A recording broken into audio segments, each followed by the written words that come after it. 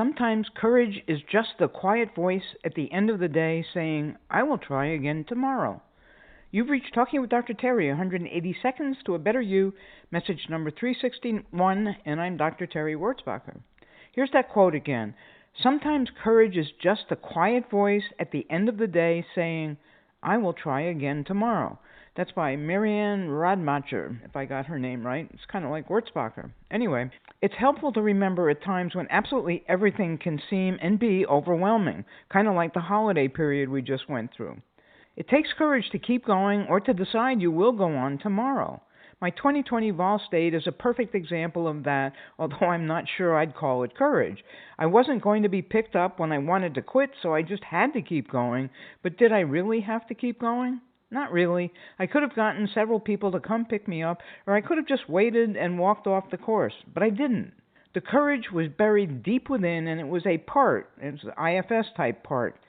A part that kept the basic fires stoked, but not prominent enough that I was conscious of them. Wherever it was hiding, it kept me going. At this recent race, I contemplated what I should or could do if I couldn't continue on with my leg causing problems while I was walking. My options were hanging around doing nothing, going home, or trying to figure out what I could do to fix at least some of the problem.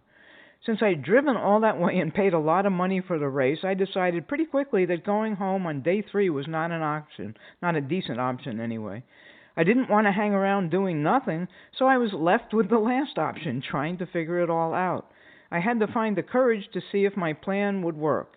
I also had to have the courage to risk being laughed at for walking even more slowly than I usually do. Sometimes it just takes courage to go to sleep and say, I'll decide in the morning or when I wake up. As I said yesterday, the power of sleep to rejuvenate all your resources can never be overstated. When your energy is low and you feel like quitting and hiding or even just running away, try to postpone any major decisions, and sometimes even minor ones, until you've had some rest.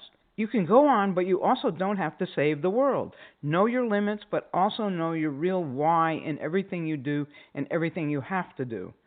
Make an intention to enjoy this year and be enlightened, not overwhelmed and buried. Have a diamond day.